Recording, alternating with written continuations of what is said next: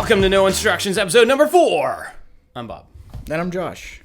And we're doing it again. We've done, if you're watching or listening, you have no idea, but we've done these like back-to-back, like 3 days in a row. Yeah, it's kind of fun because we were like, how often do we want to do this? You're like, I don't know. We don't want it to be a thing we're tied to. And then if there's a spare moment, they're like, you want to go record a podcast?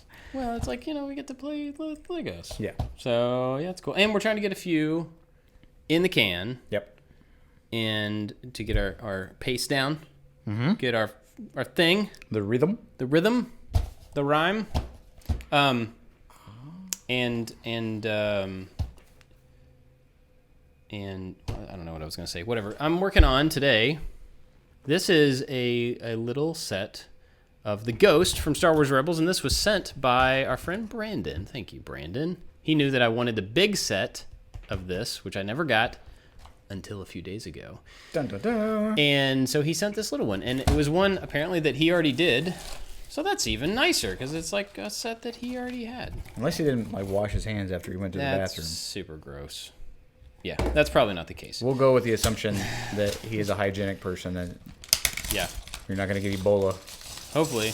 Anthrax is everywhere. All right. A little bit Ebola. What are you working on?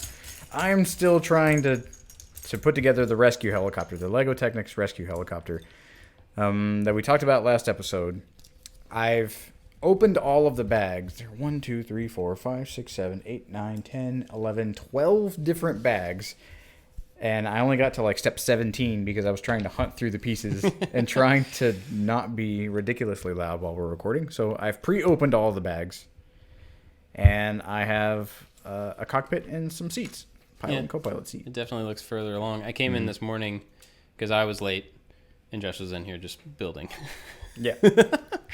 So with that, which I can't blame you. I mean, this was a first for me, and I was legitimately kind of what was a first? Uneasy. It was a first for me to to start a Lego set and then stop. Right. I've never done that before, okay. And it made me very uncomfortable. It made you uncomfortable, or were you just excited to continue on about it? No, it made me uncomfortable. Really? Yeah. It bothered me. I thought about it later that night. Because I knew that you and Jenny were going on a date, and I'm like, I could just go back while they're not there. I can sneak in and get my fix. Put my Lego. I've never, I guess I'm a completist, and I've always done, even the biggest set, I think the biggest set that I've done was the Millennium Falcon. It was 1,200 pieces. Mm-hmm. That's everybody leave me alone. You did that all in one sitting? Yeah. Really? Wow. I can't not do it in one sitting. It's a puzzle. Well, you can, because you just did. And I didn't like it. But it's a thing so we were talking about this offline, I think. Or maybe it was the first one. I don't know. I have the big Snowspeeder set. Mm-hmm. I've had it for a long time, and I don't want to crack it open, kind of, because I don't want to finish it. It's weird. I don't want to be done with it. But... so it's easy for me to push that off and not do not get to that one. Ooh, look at that little movie thing. That's cool.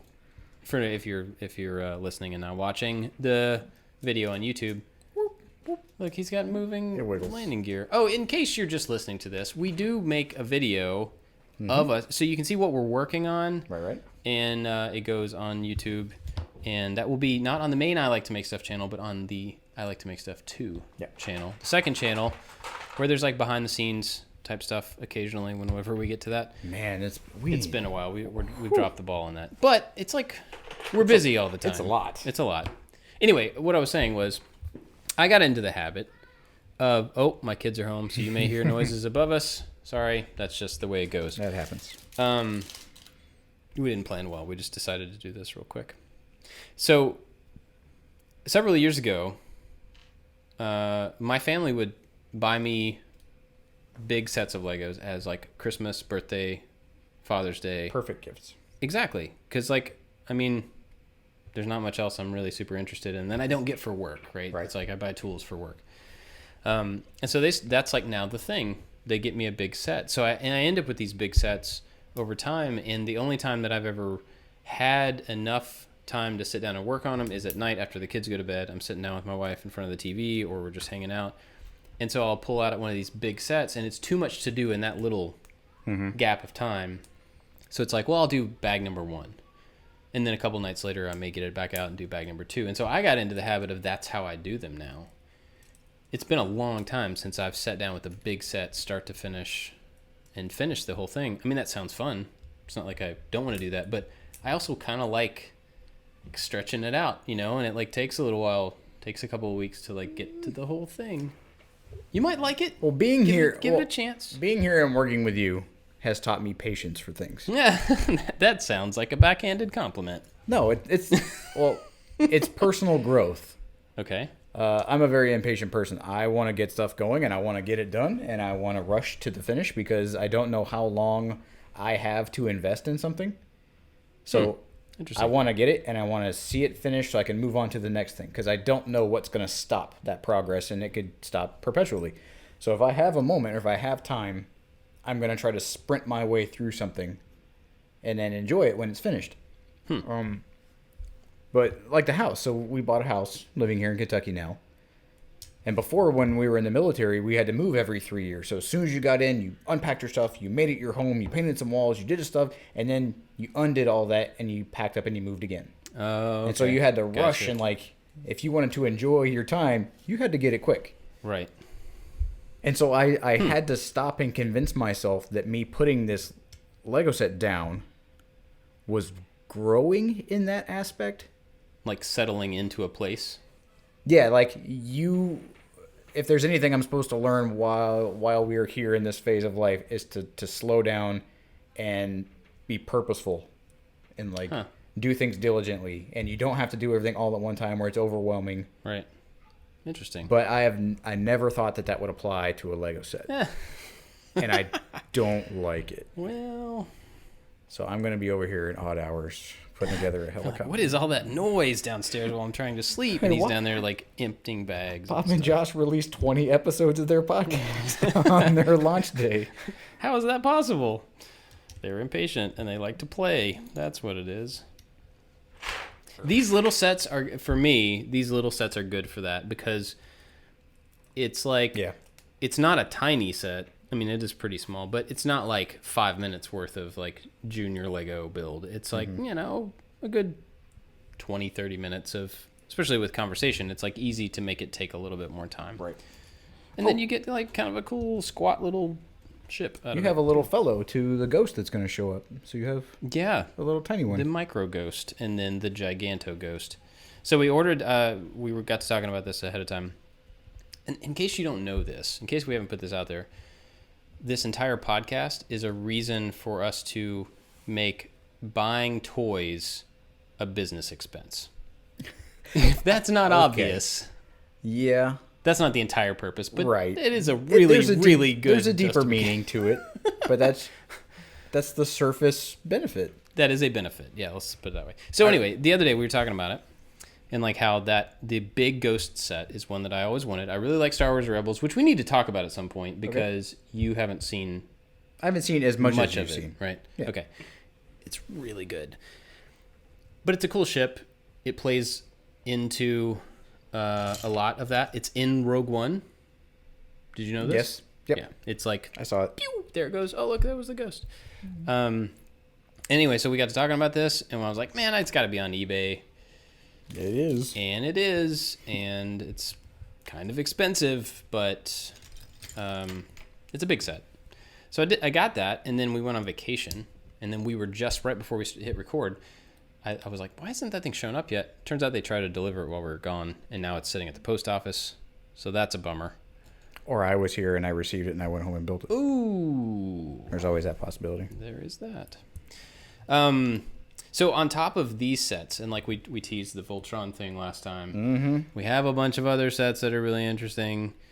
I also have, and really the reason that I wanted to do this was not necessarily to buy new sets all the time, but all of those big sets in my family. Yeah. Well, to chip away at the backlog. The backlog. All those big sets that my family has bought me throughout the years. I used to build them, and I would put them up in our living room on this big built-in shelf thing that I had. I'd put them all the way up on top so the kids couldn't get them. They were just like showpieces.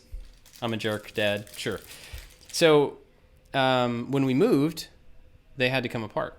And so I took all of, like the big Millennium Falcon, not the giant one, the crazy one, but Millennium Falcon, X-Wing, the Y-wing, not the Y-wing, the U-wing. There's a whole bunch of them. Yep.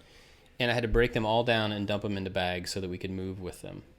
And so since we moved over a year ago, actually, we moved here a year yesterday. Oh, yeah? A year ago yesterday.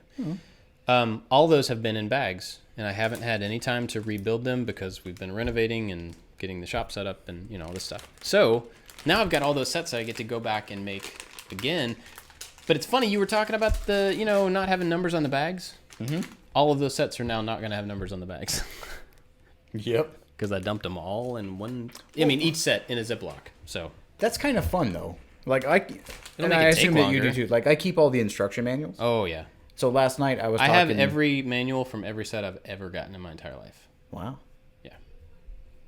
I'm a super nerd. Well, I have all of my treasured sets like you do, but I have mine in my closet. And we had big shelves and where the kids couldn't destroy them.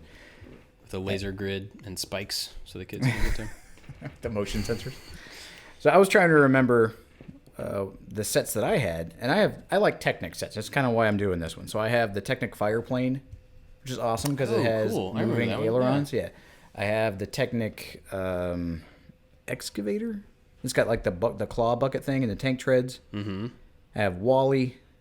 I have the Millennium Falcon and a couple of other ones like in this tote that moved from my closet to my closet now. And they're mostly intact, but I had all of the instructions. But when Deacon started to amass, like I say his own in quotations, his own collection of Legos, I would build them, we would play with them for a second, then he would just smash them. Mm-hmm. And we had the really nice four-walled Knight's Castle that was cool and a bunch of stuff. One day I had like a really just crappy day at work, and I went into his room, and there was just Legos just in the hoard. And I had all of the instruction manuals, and I put together all like 15 sets that were just smushed all in the hodgepodge of individual pieces and cleaned it all up. And my wife came in, and I was like still in my work clothes. She's like, "Are you okay?" I'm like, I can't find this one piece. Back off. Leave me alone. No, it worked out perfectly. And every set was redone, and I just like took a breath and immediately felt better about the world. And everything was good. And then, like 10 minutes later, I think he destroyed them all. But that's besides the point. Smash. But like not having, like this set right now, I like it. It scratches that treasure hunter itch because I'm not sure which pile these pieces are in. Yeah. And so it's definitely going to take longer because it's not as spelled out as those sets normally would be. And it's a little louder because they're all in these bags. Crinkly bags. I like it. Yeah. Oh, check this out. New thing we've never done before. Look what I got. Ooh, comic books. Comic books. I found on eBay. I don't know why. I just was randomly like, I wonder if I could find any of the original Star Wars comics on eBay. Issue number 3 and issue number 4. I have issue number 1 already from when I was a kid. It's not this size. It's like this big, like 18 inches by 12 inches or something. Like a Waldo book? It's like a really big book. My parents were really good about getting us Star Wars stuff and like keeping it. I don't know why.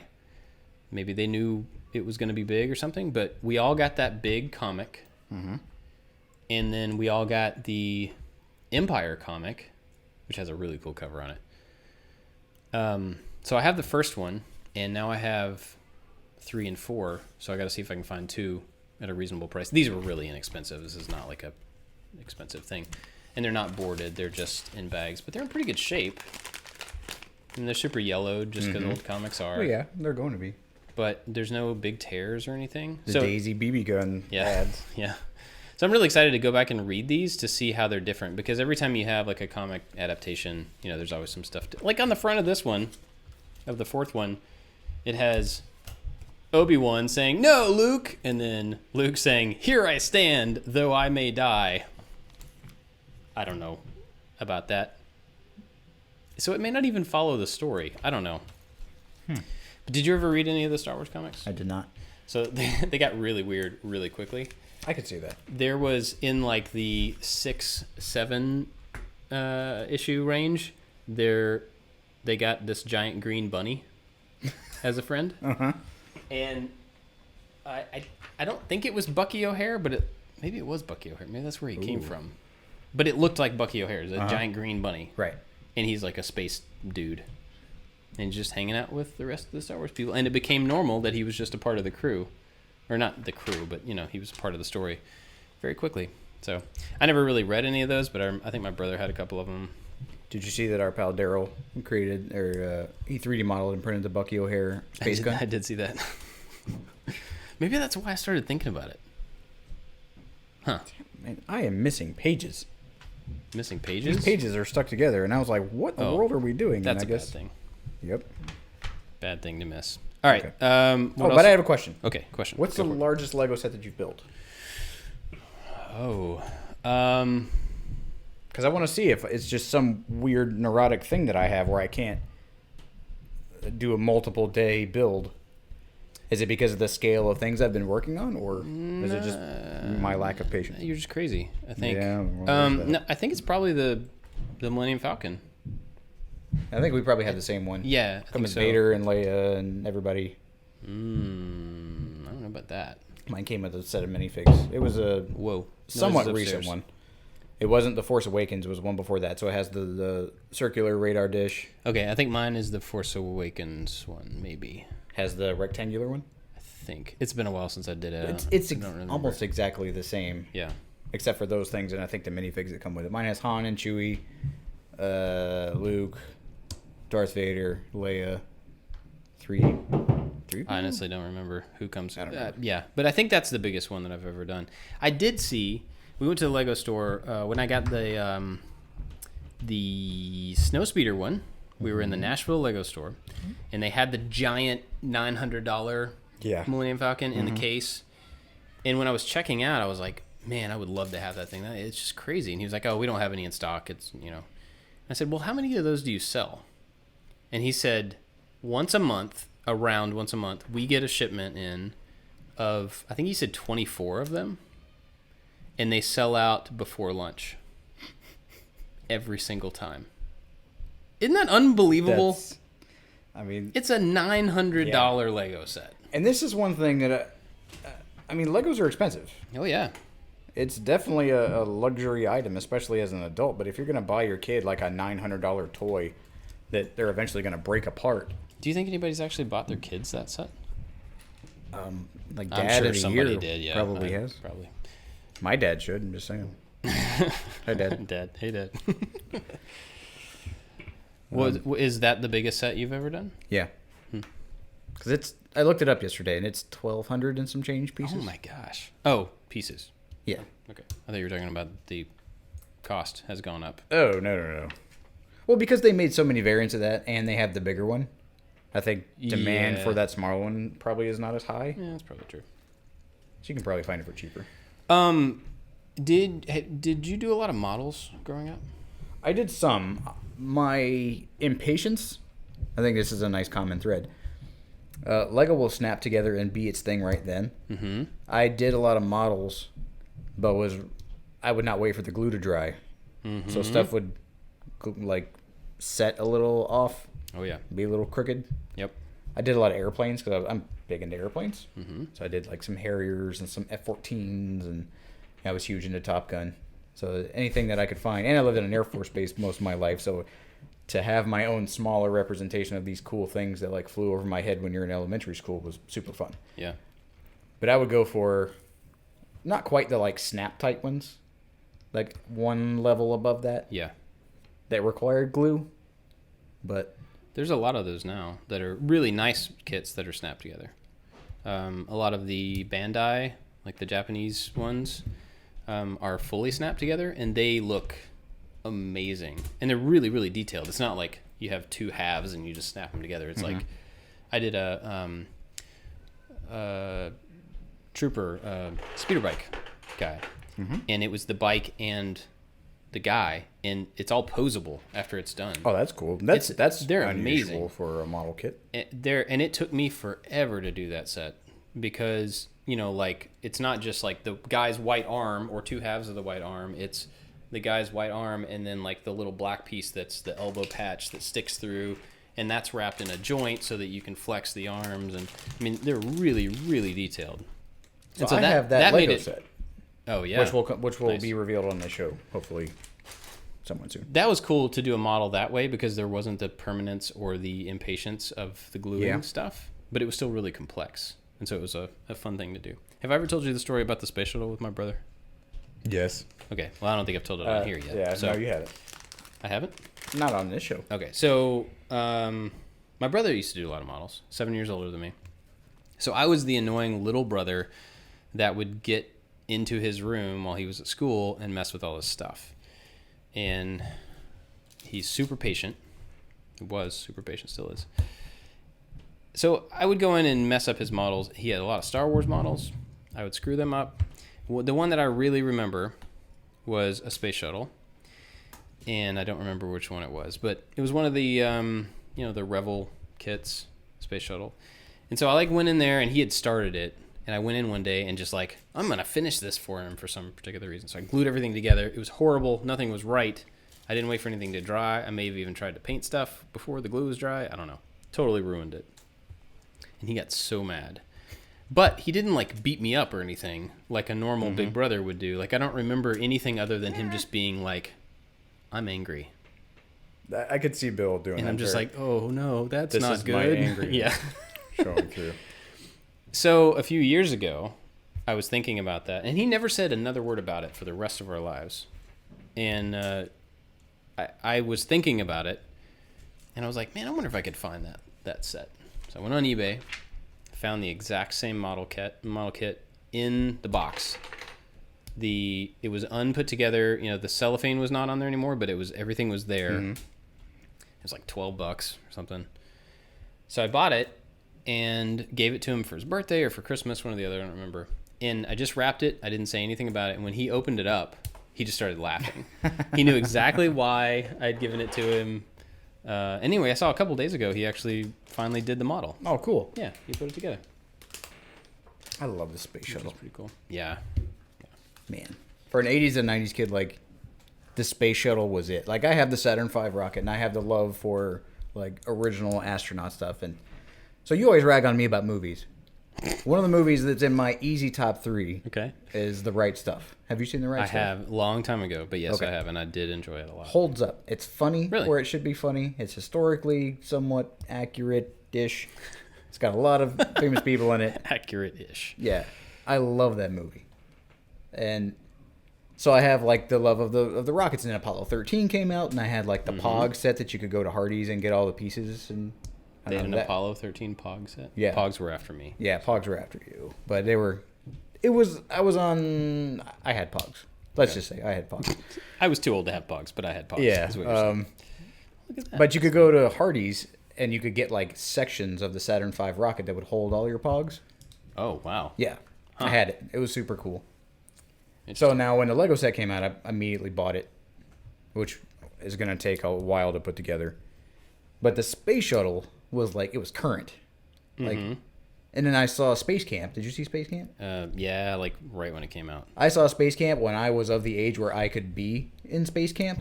And I asked my parents if I'd go to Space Camp. I filled out the application. I researched it. It was $500.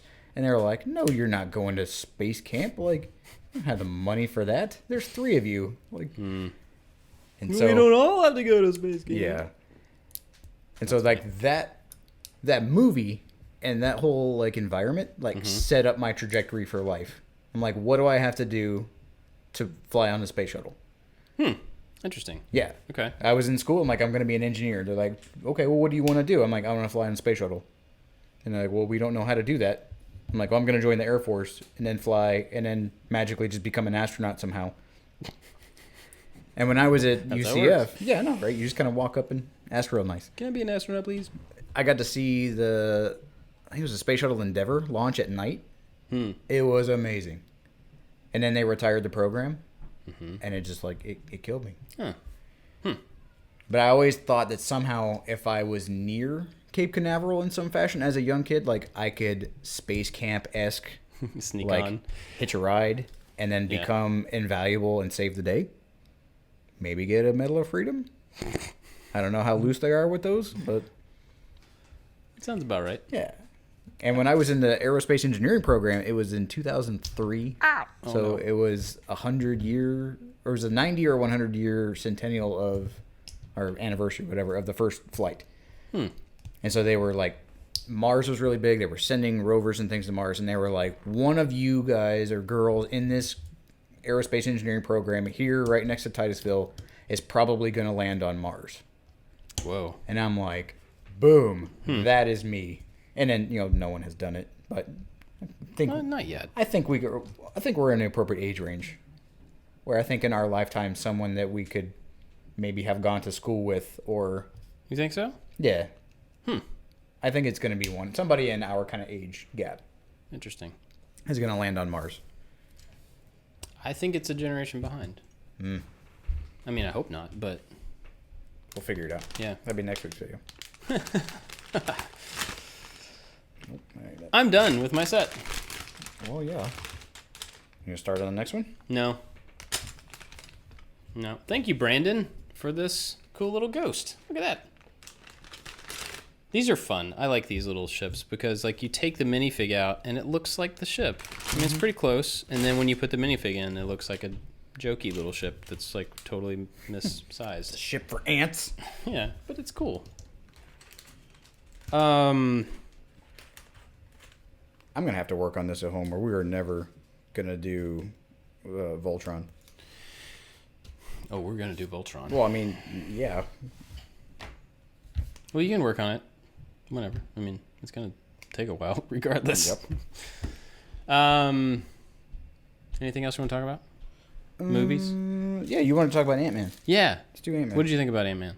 Yeah, just Ant-Man and the Wasp. Second one. Yeah, I liked it. I mean, it was fun and lighthearted, and it was nowhere near as heavy and like weighty as Winter Soldier or as Spoilers, Infinity by War. the way, in case you haven't seen, either of those. Yeah, it was fun and lighthearted, I think.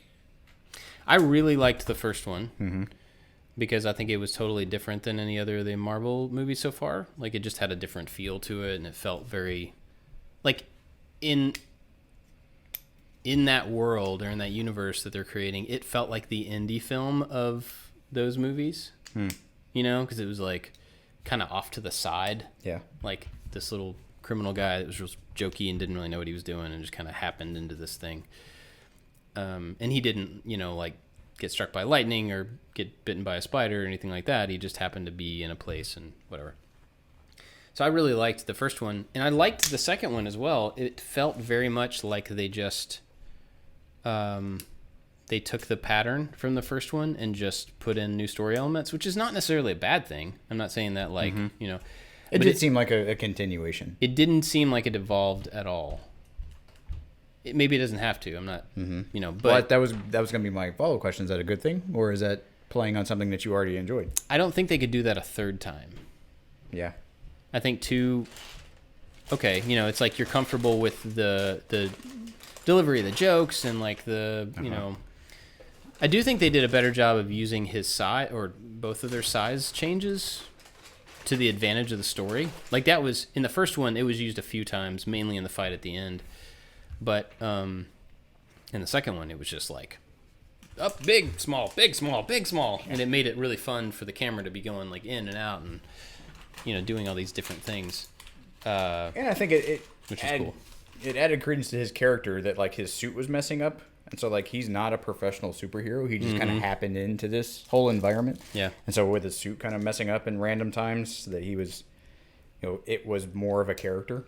The suit itself was a character, which I thought was kind of funny. Yeah. I liked the bad guy or the bad girl. I kind of did, but she was like so intense. And it just felt like have you not gotten over anything? And maybe I don't know. She did still like fade in and out of existence. Yeah. But it was like I'm just still as angry as I was in the beginning when I was a kid. I don't know. Did you like how Cowboy Curtis is? Cowboy Curtis. He's skipping comic book worlds. What's he? He's the editor at the Daily Planet.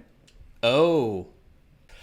Anyway, he has been in. Yeah, you're right. He's jumped around and been a few different people in the superhero things. I liked the movie though, and my kid. We haven't shown my kids many of the Marvel movies because they're still pretty young, and well, I'm not in a hurry, They were at somebody's house one time, and they saw the original Ant-Man, and the boys did, or a couple of them did or something. They really liked it. And then after they saw it without us realizing it, we were like, oh, well, that's a pretty good one. Like, it's lighthearted, and it's kind of fun. It's a redemption story. And, it's got a kid is kind of like one of the big parts of it and stuff. So we've watched it a few times since then, and they still really love it. So since we saw Black Panther and we knew it was really good, we took them to that. They loved that. Yep. Deacon loved Black Panther. Yeah. My kids, I think we might have even taken them twice in the theater, which we've never done, except for Star Wars. We've taken them multiple times to Star Wars. Anyway, so now they're super excited about this second one. So I'm going to take them this weekend. See it again. Cool. Yeah. Which is cool. I was trying to find a movie that was out now that Deacon and I could watch. I didn't even think about it. Ant-Man and Wasp. Yeah. Should have. I think it's a good one for it. So we have another segment we want to do. Yeah, we've been talking about... it's called... A semi-regular... Josh has never seen it. I don't know what we're going to call it. But that's my jingle I just came up with. So there's a lot of movies that it goes both directions. But I feel like there are more movies that you have not seen that I have than the other way around. Which I don't really know why. I don't know either. And I could be totally off base. I'm just using that as a way to have a segment. So, have you ever seen Cloak and Dagger? No. Okay, I mean, part of this British is like... movie? No. Is it like a British TV show or something? Okay, continue. Maybe. So there's a comic book called Cloak and Dagger, and it's not that. Mm-hmm. Actually, now there is a TV show called Cloak and Dagger. This is a movie called Cloak and Dagger, and it was from 84, 86, somewhere in there, maybe. I would have been 2 years old. Yeah, so that's the thing. We're just enough difference in age to where some of the stuff that I remember as a young kid, you were way too young to remember. Yep. And then by the time you got to that age, I was in the like preteen, whatever. You were just out of that phase. Right. Yeah. So this movie, I don't know if it holds up. It's been several years since I've seen it. I think I watched it like in the last 10 years. But anyway, it was about a little kid, and it was the same kid that was in E.T. Okay. Okay, it's the Elliot? boy, Elliot. I believe it was him. And it starts out, and he's like really into video games, which at the time were Atari games, 2600 games. Mm-hmm. And so he would go to like this store, like a gaming store where they had tabletop games and they had arcade games or video games. And so he would go in there and like, I want to play the newest game, and like, hey man, Pong is awesome, man. It was that kind of thing. So, and of course there was like a long-haired, like scruffy-looking dude who worked at the video game store. He was like, hey little bros, I got a new game. So there's Mr. this game. You fuzzy nerd. So did you ever hear that? Okay, a little break. Fast Times at Ridgemont High. You ever see that? Yeah. Spicoli. When it was edited for television. I've seen it. Yeah. So he's like, hey, you fuzzy nerd. And he walks out of class. Anyway, back to the story. So there's, he goes in to play this game, and it's this game, and the game's not called Cloak and Dagger, I don't think. But the character in it is named Jack Flack. Dabney Coleman plays Jack Flack. Okay. Which is not somebody you would expect to play a spy. Right. Jack Flack is like the super cool beret wearing, like, leather jacket with the double-breasted, like, the cool 80s jacket. And he's like this super spy with a mustache. I like him already. Yeah.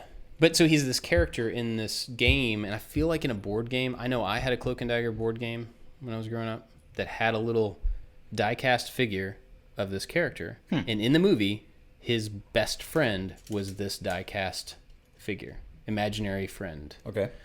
So Jack Flack in this entire movie is an imaginary person. But the movie plays out like he's a real spy helping this kid through this weird thing. So this kid gets this game, and it turns out that there's an actual, like, it's been so long. It's like an actual Russian spy network thing. Somebody hid a secret microchip in a video game, and he picked it up because he wanted the new game.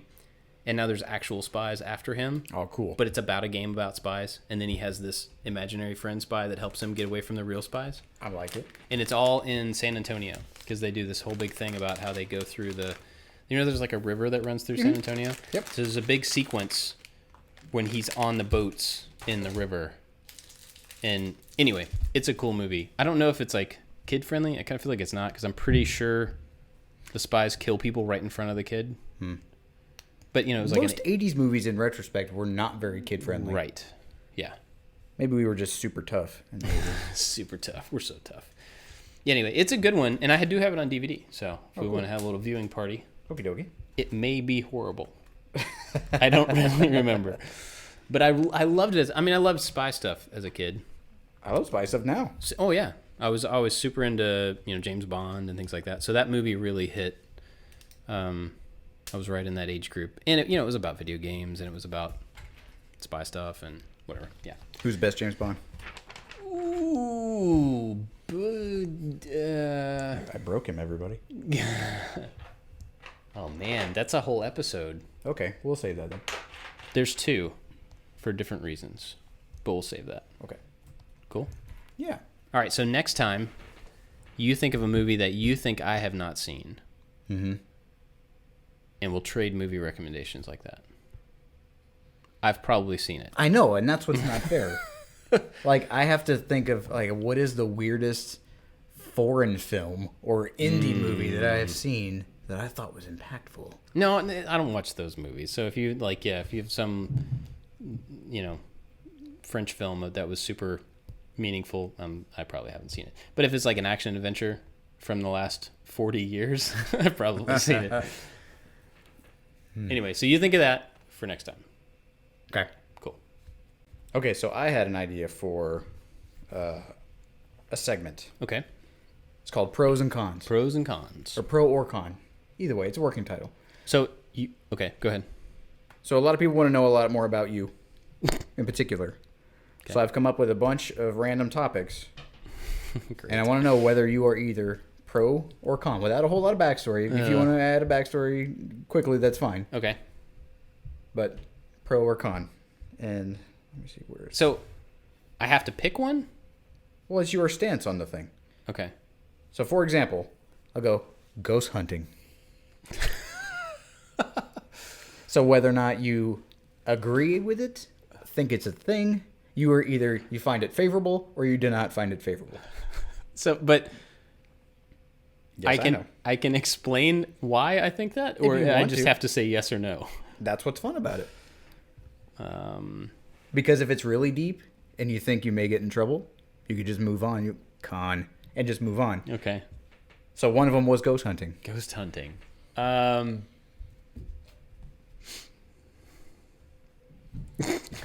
don't know. I would say pro for the sake of keeping someone occupied that you need to keep occupied. What?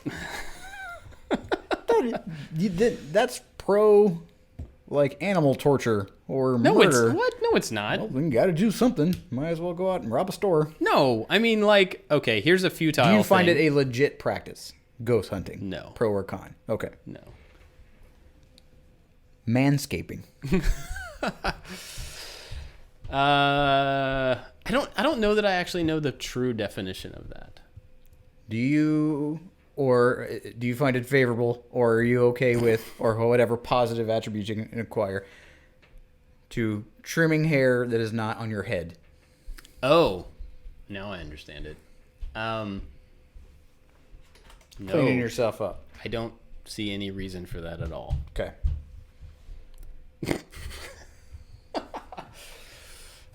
Auto-tune. No. There's a really interesting, I think it was a Radio Lab about autotune, where it came from. Yep. And that's why, as a musician, yeah, I felt like maybe you would think it would have its place. No, it does not have its place. Okay. I think it was used, originally it was used as an effect, not as a way to fix or to take the talent out of vocal stuff. Now it's used very differently. I mean, you could use it sparingly. It's like if you use autotune at 10%, then it's fixing. and I'm not saying that's a horrible thing, but like, whatever. If you use it at 90%, it's an effect because it's so over the top and it's so past like reality that then it's like putting a distortion pedal on somebody's voice. It's the same. And I like that. I like affecting things that sound unnatural for the sake of like getting a certain vibe or, you know, fleshing out like a big wall of sound or something, and you have to fill in the frequency gaps, and I like that. But just as a way to like avoid having to learn how to sing, which is how it's used most of the time, no. Okay. No. Stop it. I am anti-auto-tune as well. Yeah. I like it to sound a little sloppy. If you're sloppy, make it sound sloppy. Own it. Right, yeah. I mean, think about all the singers. Jimi Hendrix, amazing guitar. I would say the best guitarist to ever live. Ooh. Not a very good singer, but he sang all the time throughout his entire career, and it was sloppy, and it was a little bit off key, and it was breathy, but dude, like, who cares? This is Jimi Hendrix, you know? Yep. Bob Dylan, horrible voice. Horrible. He's the worst. But it's Bob Dylan, right? And he has a very unique way to be bad. That's good. Not bad, but he has a unique, non-traditional way to be really successful and to get the thing across that he's trying to get across. So, yeah, I agree. Yeah. Autotune. Over easy eggs. I don't even know what that is. It's an egg that's cooked that has a runny yolk. No. I mean, I would eat it, I guess, but it's not something I would ask for. Some people are like adamant against it. They think it's disgusting. If it was cold, that feels like that would be pretty disgusting. But I guess it doesn't sound good to me, but I would eat it if it was in front of me and I needed. If it was cold, that would have. It's like the consistency of like bubble solution. Okay. Gross. That'd be weird. I'll say no, just because it's not something I would ask for. I love it. I'm pro. Super pro. Really? Since we have to set the record straight here on this venue. Okay. Pineapple on pizza. Oh my gosh. No. Yes, I am pro. Heavy pro. Well, you're wrong. No. I'd say no. And the thing is, it's not pizza. I don't fruit pie. Is it pie? No. I love pineapple. It's one of my favorite fruits. Cold. Mm-hmm. I don't like, and it's not like I hate it, but there are very few foods where I'm like, I will not eat that. But there's many things that I'd be like, well, if I don't have to eat it, I probably won't eat it. You know, it's not a big deal. Cooked pineapple on ham or on pizza or on any of the, you know, like the weird sandwiches that have like chicken and pineapple or whatever. It's just like hot pineapple just doesn't do it for me. Grilled pineapple where it's like caramelized a little bit? No, it just doesn't. I like it. I really like fruit, and I like fruit like off the tree or like, you know, fruit. Yep. Not in its purest form. Yeah, not messed with fruit. Yeah. Oh, where'd it go? Dream interpretation or psychics. Psychic. Those are different things. Okay, we'll do psychics. No. Because that leads into the motorcycle story. The motorcycle story that we were talking about. Oh, yeah. Okay. So what would I say? Psychics, pro or con? Con. Okay. I am also. I think it's fake. Okay. But my mom back in the day went to some psychic for something stupid. She was a very religious woman, and it surprised me that she even did it. So she came back and told us about it. And so I have an older brother, and she was like, the lady told me that one of you guys is going to die in a motorcycle accident. Good grief. I'm like, well, that sucks, because like I want to ride a motorcycle.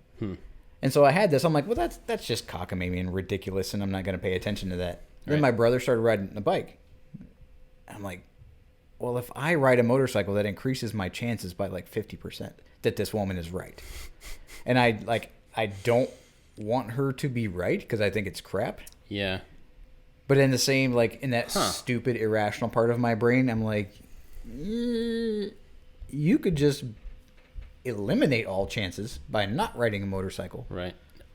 Okay. Or take a gamble. Or maybe you're not the one riding the motorcycle that dies in the motorcycle crash. Bum, bum, bum! So we would just have to ride, my brother and I would have to ride everywhere together? No. You're like walking down the street and a motorcycle runs into you and kills you. You still died in a motorcycle crash. Or you're in a car. Or, you know, I mean, that is the explanation for how ridiculous that stuff is. Oh, yeah. It's super ridiculous. Because you can twist any any situation to be like, oh, well, that's kind of what I was going towards. There's a person with a shirt, and the shirt will have sleeves. I'm seeing a 6 or or blue, or yeah. Not to make fun of people who are into it. Whatever, believe what you want. No. Dream interpretation. So that by that there is some logical reason that you have dreams where you feel like you're falling, or there is some like universal truth like, ooh, if you dream that your teeth are falling out, that means something. I don't think that there are any like, if you dream this, then that means this. Mm-hmm. But I do think like your dreams come from your brain. They're generated by the thing that runs your life, that is aware of everything about you, the interactions you have, the things you care about, the history you've been through. It's all in that one place, and that's also the thing that controls your dreams. Mm-hmm. So to me, it makes a lot of sense that you could have some interpretation from the perspective of like, your brain is thinking about this, or it's dealing with this, and this particular dream is the way that it's figured out how to manifest its thoughts or its worries or its anxiety or whatever. So I mean, I think you could probably pull some truth and some like indication out of a dream, but I don't think it's like, you dream that you were falling, and we know from history that means that all of your chickens will die. The thing about like your teeth falling out. Is that a thing? Yeah. You ever dream where your teeth fall out? I don't think so. Yeah, it's weird. It's just, I don't know. I've had dreams where my teeth fall out, and then you wake up and you're like, oh, my teeth are okay. And then I remember hearing something that was like, oh, you fear your mortality, and that's why. I'm like, what's the most vague and kind of... Of course I do. Yeah, really? Like, who doesn't? Who doesn't? But there are people that have these kind of absolutes. Like, if you have these dreams where you're being chased by something, that it means something else. So, I mean, I could see maybe that there are things that if you're being chased, then maybe that is a common indication that you feel like you are a certain thing, or you're in a certain way, or you have this certain pressure on you. Maybe that is kind of universal because it happens to a lot of people. Mm-hmm. But like, to nail it down to like, oh, was it a coyote or a wolf that was chasing you? Because it matters. One means you don't eat enough vegetables, and the other means you really need to pee. It's one of those things. I did have a dream when I was a kid that where I was falling, and it was a total physical manifestation because I fell out of my bed. See, some people like I rolled over, and I can still picture it, dude. I was on top of this like skyscraper, and I was doing something over there, and I like I'm laying on top of a skyscraper, and I rolled over the edge, and I'm looking down, going, "Oh no, like this is it." And I woke up, and my face hit the floor, and I rolled off the side of the bed. And so, of course, your body's like can feel, how your ears are moving, and you get your balance and stuff. You feel that change, and your body's like, I think, pretty quick to generate imagery around time to die when you're asleep. I also had a dream. Remember I was talking about the raccoons? Yep. So the drapes with the raccoons on them, they had a bunch of animals. They weren't just raccoons. They were like white drapes with trees, kind of tree that went up through it, and there were raccoons at the bottom. There were owls in the tree. Okay. Never been afraid of owls. Owls are whatever. They're owls. So I had this dream, but I was awake. So when laying in the bed in the dream. Dreamed that you were awake, or dreamed but you were awake? I dreamed that I was awake. Okay. So I was asleep, but in the dream I was laying in my bed. Got it. Where I was actually laying, looking up at the room. And the window was on my left with the shades, with the curtains. And an owl peeled, and I can still see it. The owl peeled off the drape, flat, like a decal, peeled off, flew out to the right in the center of my bed, and turned towards me and went pure gold, and then just went like right in my face. You almost got me there. And I woke up as it was like hitting my face or on top of me, and I jumped out of my bed and ran down the hall and was beating on my parents' door.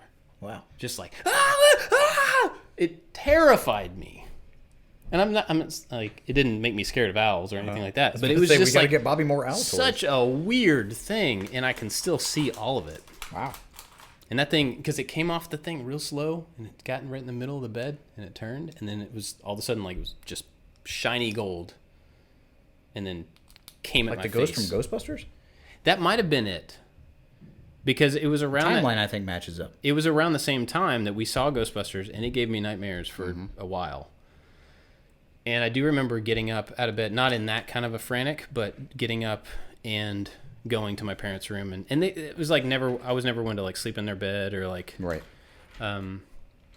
But I don't know how old I was when Ghostbusters came out, but I do remember we saw it in the theater, and it scared me quite a bit for a while. And I don't know when the timeline was there. I don't remember, because I remember seeing it too. I don't remember if I saw it in the theater, but I remember seeing it really young, and I remember it scaring me. Yeah. And then they made the cartoon version, the real Ghostbusters. Yeah. And that was okay. But I remember wondering, like, how is this the same as that thing? Yeah. They had to tone it down a lot. Yeah. Our kids ask, because Hawk really likes ghost stuff. Yeah. And he's like, I really want to watch Ghostbusters. I won't be scared. And I'm like, dude, you will pee your pants. You will be terrified. Deacon bought Ghostbusters 2 with his birthday money out of the bin at Walmart. Really? Did you let him watch it? Yeah. He didn't get freaked out? No. Wow. I was surprised. He was looking through movies, and I was expecting some Ninjago stuff or some little cartoony thing that he's seen. And he's like, "What is this?" I was like, "Oh, it's Ghostbusters 2." He's like, "I want to buy this." I was like, "Are you sure?" Story of that one. Well, so the Ghostbusters 2 is they save the day. They start off and like they're doing birthday parties because they're kind of washed up because they just worked themselves out of a job. Right. But then I thought that one was scary too. And then like Vigo from The Painting, like kidnapped the baby. Oh, yeah. I had a thing when I was a kid that if there was a baby in it and people were mean to the baby, I was not having it. Really? Labyrinth, did not like that movie as a kid because they were like gonna hurt this baby. Yeah. Witches? You ever see Witches? Don't think I saw it. Witches. Had a baby in this bassinet thing and it was rolling down a hill toward the water. Freaked me out. The same thing. Like Vigo was gonna hurt the baby. I wasn't having it. Crazy. Deacon didn't care. Really? Yeah, it's at the house. Interesting. Yeah. Willow. You ever seen Willow? I have seen Willow. It freaked me out as a kid. Oh, really? Yeah. Because they were messing with the baby in that movie too, right? That's what made me think of it. Yes. It was along the same lines. And I was like, there was a stretch in time of like a bunch of movies just kind of defaulting to like, let's hurt babies. That's suspenseful. Huh. Josh is going to love that. Well, it's like Arnold Schwarzenegger was in all the movies at the time. And like, well, we can't beat up the main guy anymore. Let's just hurt babies instead. You got any babies left over? Look who's talking just wrapped. Just give me all those babies. Yeah, that kid's out of work. I'm going to put that kid in the movie. What were we talking about? Pros and cons. Pros and cons. No. We were on to something else. We were talking about Al. I don't know, whatever. Oh, I had a dream where I died. Really? Quite vividly. I thought that couldn't happen. False. Okay. All right. No, it's deep. It's deep for me. Okay. So when I was in the Army, I was flying in helicopters, doing all kinds of stuff. Had a dream that the helicopter went kind of crazy. It went sideways, and I fell out. And I was falling, and I approached the trees, and I remember thinking as I was falling in this dream, like, yep, this is how I die. And then, like, the trees, and then boom, I'm in this big white room, and there's just this guy over in the corner with, like, just regular old, just white suit, just kind of hanging out, staring at me. Like, and I could tell he was waiting for me to, like, come to grips with what was going on. Crazy. And I looked around, and I remember, like, okay, so I'm dead. And I look at the guy, and he's just kind of, like, looking at me with this super chill face. I'm like, so am I dead? He goes, yeah. Whoa. I'm like, so what now? He goes, I don't know. What do you want to do? Like, I want to be with my family. He's like, all right. And then I was in this restaurant that we used to go to where my grandparents live. And I'm at this big table, and like, I'm the first person there. And then people just start like trickling in. My mom shows up. Grandmother shows up. Then like a bunch of other people I don't really remember, but like those two stand out. Yeah. My mom dies in 2009. My grandmother dies like a couple months later. Dang. And even before then, some friends of mine crashed in a helicopter in that spot. And the guy that I knew was not in the helicopter when it crashed. Yeah. I'm like, where was he? They're like, he was found like a certain distance away. I'm like, did he fall out? They're like, we don't know. And I'm like, it has broken me in some weird existential kind of ways. And so like, was I in heaven? So I don't know. Weird. But I was like I don't know. It was very... So that was while you were in the army, while you were flying, like in just one of the days in between you doing your work. Yep. And I went and I talked to my friend about it. And I was really stupid at the time. Like, yo, I'm going to form my own religion because I know what heaven's like. And he's like, yeah, you're an idiot. And then like a week later, they crashed. Whoa. It was super trippy. And like you're talking about how vivid it is. Like, it was super plain, but I guess it was the intensity. Like, I just died, and I feel like I'm meeting what I guess my representation of God is. And like, I could paint you a picture of that whole thing. And I'm like, wow, I guess this is just what happens. And then like little pieces kind of started happening. So no psychic, no dream interpretation, because I don't know what it means. It's just a weird coincidence that was extremely vivid. I'm like, man. Huh. Wow. It gotcha. That's crazy. Right? I can't follow that with anything. Oh, I don't know what it means, but it's like, all right, well, I guess that's kind of how that goes down. Huh. I've always heard that thing where you can't die in your dreams. Obviously, that's not Heck true. no, I died the crap out of that dream. I don't know why that would even make sense that you couldn't die in your dreams. It's like just one of those things people have always made up, I guess. Whoa. Okay, do we have any more pros and cons? I don't remember. No. Let me see if I have. Nope, that's all I had. Cool. All right. You got anything else? Because I gotta go do a thing with YouTube that's right. people. You gotta go do that. Yeah. I'm gonna continue my professional development out here, so that we can get better at the algorithm. That sounds like business. Yep. It's work. What are you gonna do? Yeah. My performance evaluation is coming up soon. I'm going to take all this apart, spread the parts all over the shop, and you have 50 minutes to find them all and put them back together. That's going to be your performance evaluation. That sounds kind of fun, actually. That sounds horrible. All right, where can people find you? You can find me at thepiworkshop.com. And both of us at iliketomakestuff.com and on Twitter and on Instagram and on all of the things. Yep. If you like what we're doing, you like hearing us jabber about movies and toys and books and dad stuff. Patreon.com/iliketomakestuff would be an awesome thing for you to show us that you like this. Also, commenting and sharing and all that stuff is really cool. Cool? Yeah, man. All right. See you guys next week. Thank you. Bye. Bye-bye.